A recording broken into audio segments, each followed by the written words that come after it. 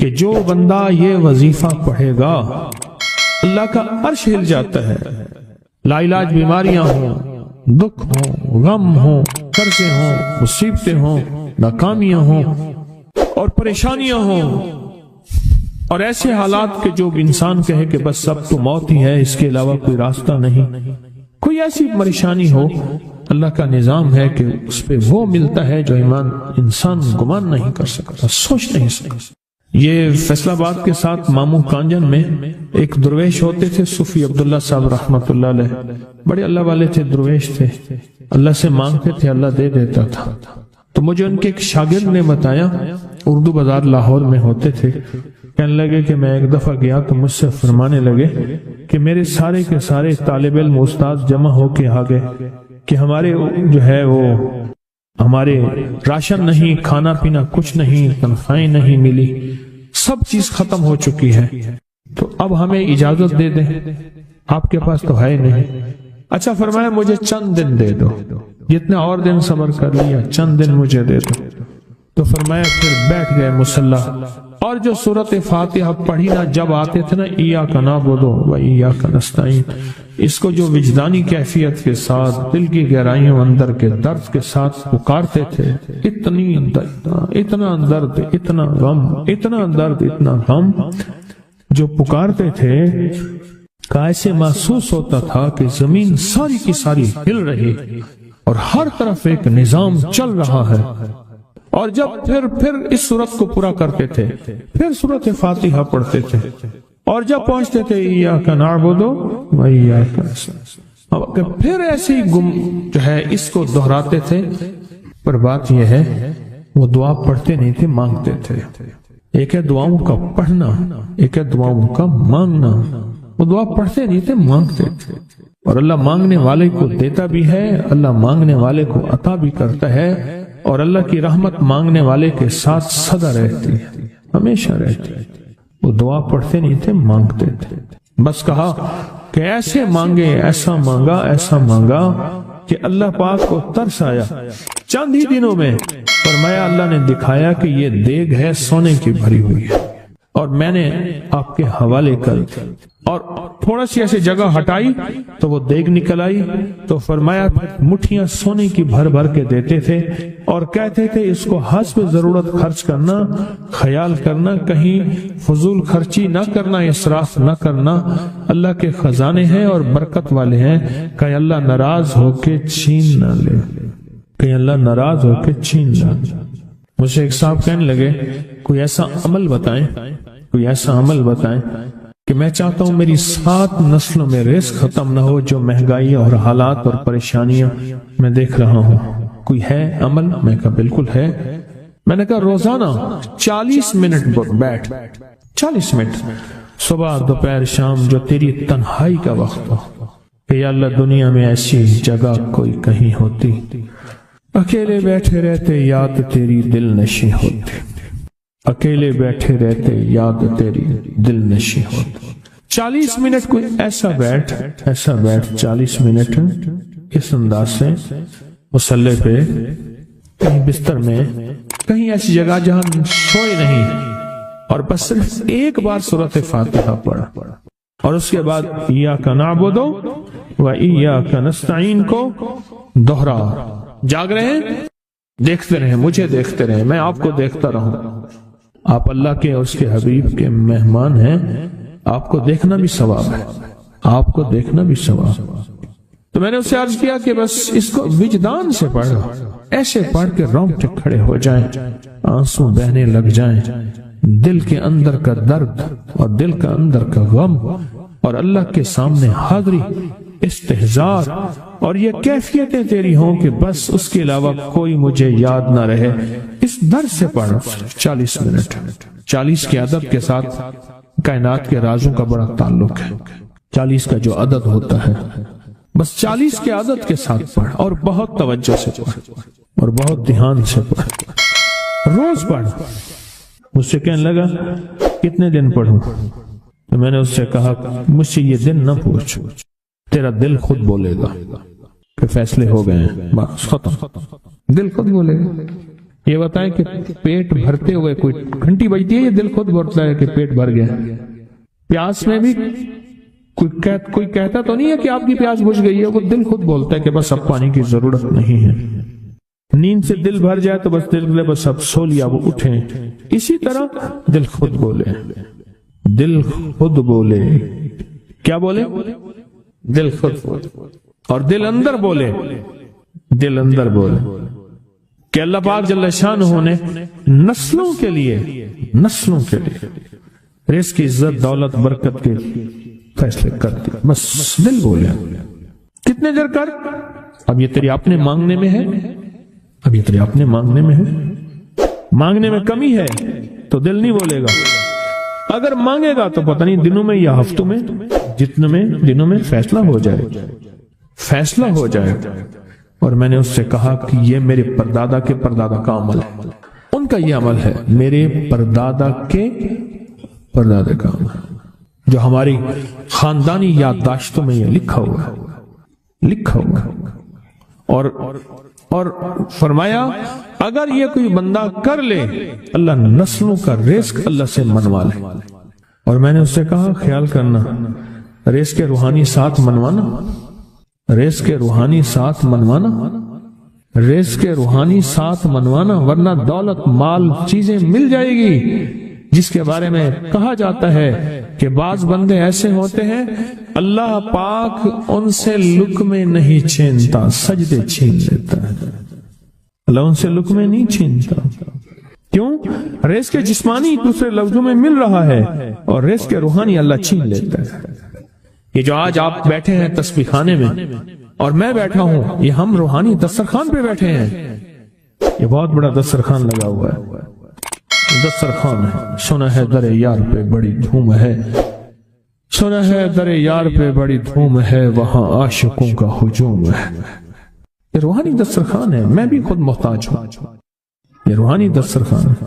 تو میں نے اس سے عرض کیا کہ ایک دسترخوان نہیں مانگنا، دونوں مانگنا، رزق روحانی بھی، رزق جسمانی تو اس کو بھی ملتا ہے جس کو کلمہ نصیب نہیں ہوا، رزق جسمانی تو اس کو ہی ملتا ہے جس کو کملی والی کی غلامی نصیب نہیں ہوئی، رزق جسمانی تو اس کو ہی ملتا ہے جس کے ماتھے پہ شقاوت لکھی ہے، رزق جسمانی تو اس کو ملتا ہے جو اللہ کا نافرمان ہے، رزق جسمانی تو اس کو ملتا ہے جو اللہ کے وجود کا انکار کرتا ہے، رزق جسمانی تو اس کو ہی ملتا ہے جو آخرت اور قبر کا انکار کرتا ہے، رزق جسمانی تو اس کو ملتا ہے جو جنات اور برزخ کا انکار کرتا ہے، رزق جسمانی تو اس کو ملتا ہے جو خود کملی والی کی نبوت کا انکار کرتا ہے، وہ تو بے بہا لوگ ہیں، ان کو ملتا ہے۔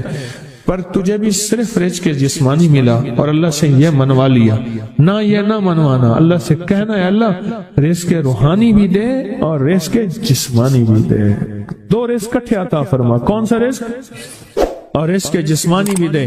کہیں ایسا نہ ہو کہ میری نسلوں میں صرف مال، دولت و چیزیں ہوں اور تیرا نام اور تیرے حبیب کا نام نہ ہو، تیرا نام اور تیرے کملی والے کا نام نہ ہو، تیرا نام اور تیرے دوستوں کا نام نہ ہو، تیرا نام اور تیری آل و اصحاب کا نام نہ ہو۔ کہیں ایسا نہ ہو میں محروم ہو جاؤں، مجھے آل اور محمد اور آل محمد اور اصحاب محمد کی نسبتیں یہ بھی ساتھ عطا کیے رکھ۔ میں نے اس سے کہا کہ دو چیزیں مانگنا۔ اچھا قدرت کا نظام ہے تو دیوانے بھی ہوتے ہیں، یقین والے ہوتے ہیں، آپ جیسے آپ مخلص بیٹھے ہیں، اور پوری دنیا میں ہمارے ساتھ اس وقت مخلص بیٹھے ہیں جو ہماری آج کی محفل میں شریک ہیں، ہوتے ہیں دیوانے۔ اس نے یقین سے پڑھنا شروع کر دیا، مجھ سے کہنے لگا ایک وقت ایک جگہ ہو بہت بہتر۔ میں نے اس سے کہا، میں نے کہا پھر بھی اگر ایک وقت ایک جگہ میسر نہ بھی ہو تو اگر عمل کسی وقت چوک جائے، عمل کی جگہ چوک جائے، عمل کا وقت چوک جائے، مجبوری میں نہ ہو تو بہتر ہے، پر توجہ نہ چوکے، دھیان نہ جائے، استحضار نہ جائے، یقین نہ جائے، اور سچا یقین ہو کہ میرا اللہ خود کہتا ہے یہ مانگنا بھی تو اسی نے دیا ہے نا، اسی نے مانگنا دیا ہے۔ جب اس کریم نے مانگنا ہی خود دیا ہے تو عطا بھی خود کرے گا۔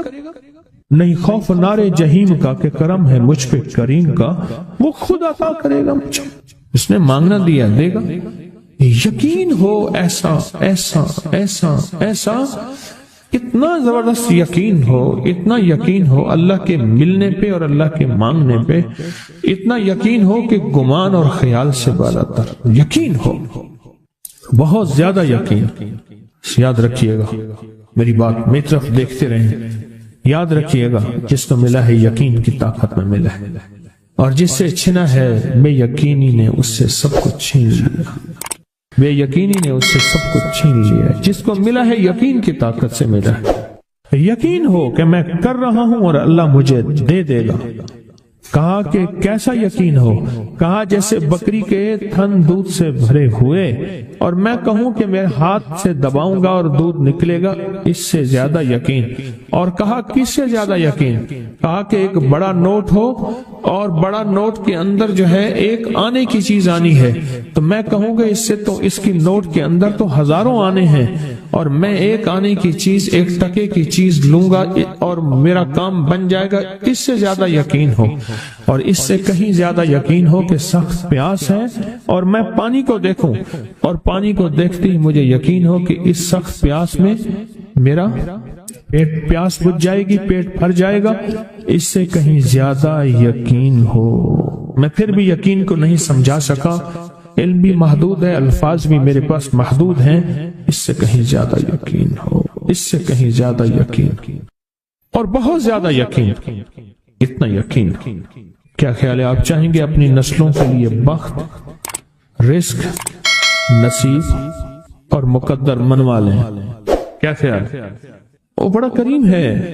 میں نے ابھی نہیں بتایا کہ قرآن کا واقعہ سنایا، حضرت موسیٰ اور خضر علیہ السلام کا قرآن کا واقعہ سنایا کہ ان کی 7 نسلوں کا جو ابا تھا نا، وہ 7 نسلوں پہلے والا ابا، دادے کے دادے کے دادے کا دادا، وہ نیک تھا، وہ دعائیں مانگتا تھا، وہ اللہ کے ساتھ تعلق میں تھا، اس کا تقوی تھا، وہ اس کی نیکی کا اثر، اس کی نیکی کا اثر، اس کی نیکی کا اثر نسلوں میں منتقل ہوا، نسلوں میں منتقل ہوا۔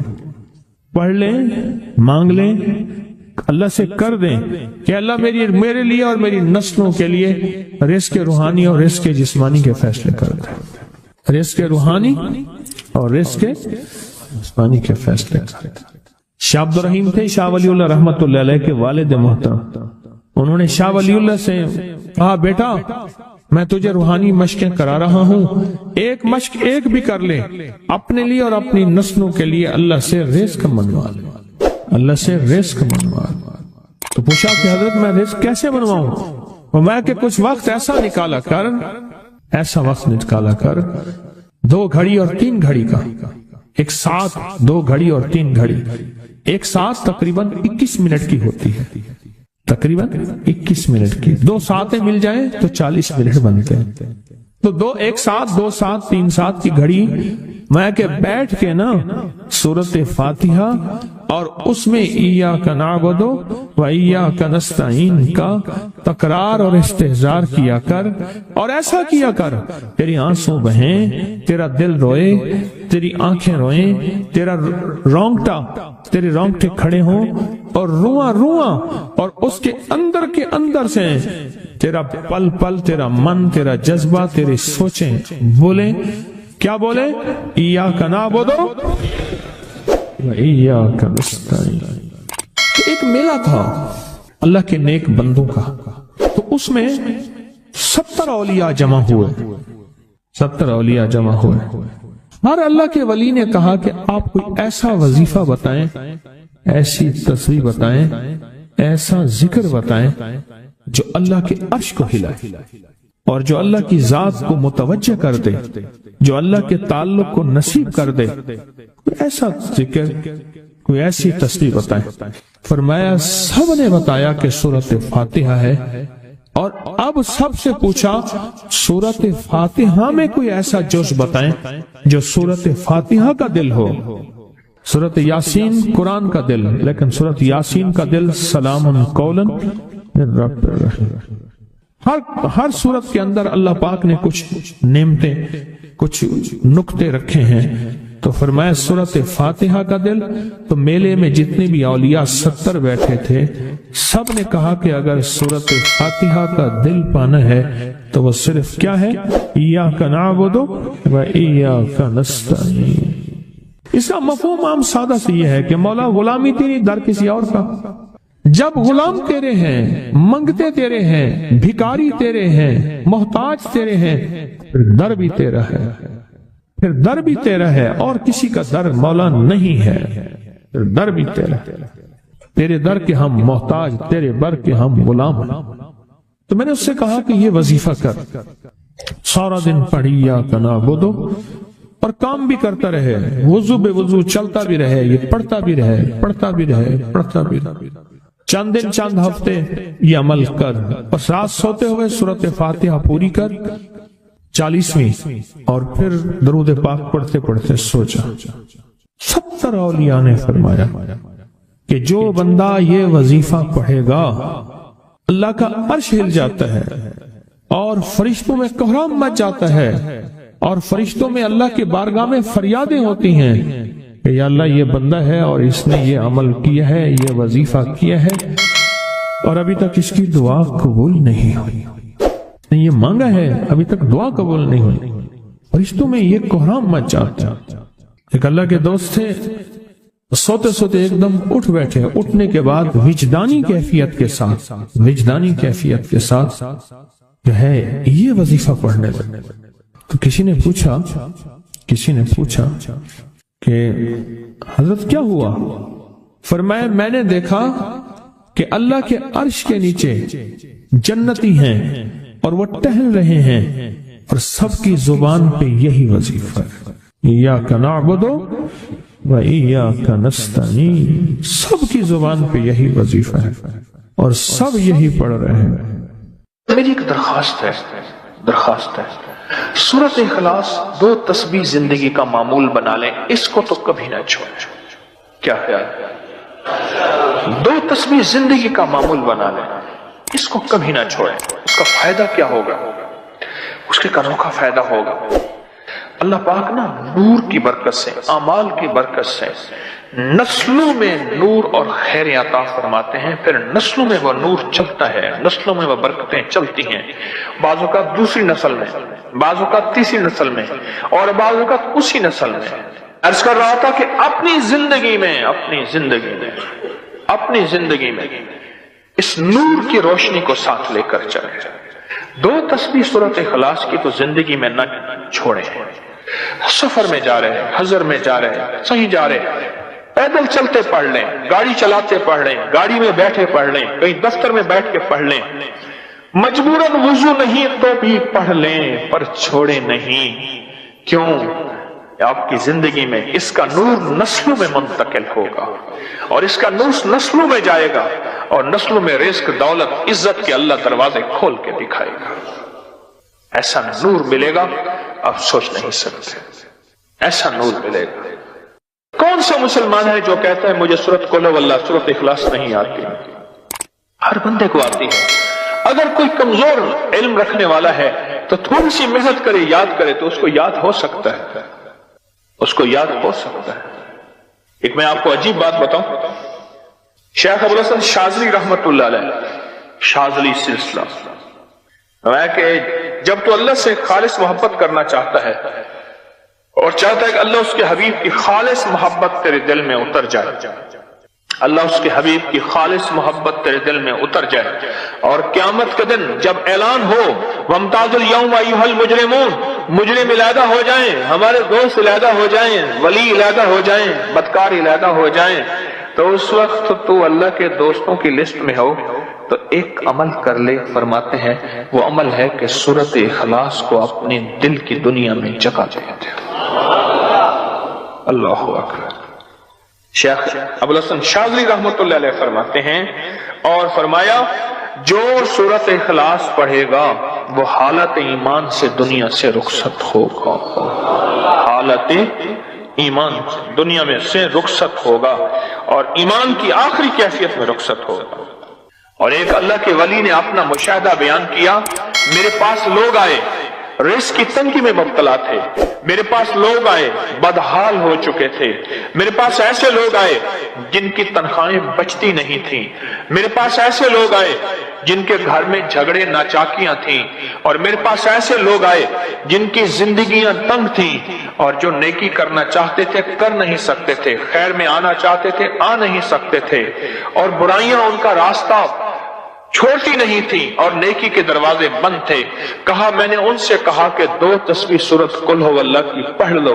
جب سے انہوں نے پڑھنا شروع کیا، سورت قل هو اللہ ان کا ضامن بن گیا، اور سورت اخلاص ان کا سہارا بن گئی، اور سورت اخلاص ان کا ساتھی بن گئی، اور سورت اخلاص ان کا محافظ بن گئی، اور سورت اخلاص ان کا معاون بن گئی، اور سورت اخلاص ان کو زندگی میں لے کر چلنے والی روشنی بن گئی، اور ان سے سارے اندھیرے چھٹ گئے اور ساری ظلمتیں چھٹ گئیں، اور خیریں اور برکتیں ان کی چوکٹوں ان کے دروں کو مالا مال کر دی۔ اللہ کے ولی اپنا مشاہدہ، اپنا تجربہ بتاتے ہیں کہ جس نے 200 دفعہ سورت اخلاص پڑھی، اللہ پاک اس کو ہمیشہ خیروں سے نوازیں گے اور برکتوں سے نوازیں گے۔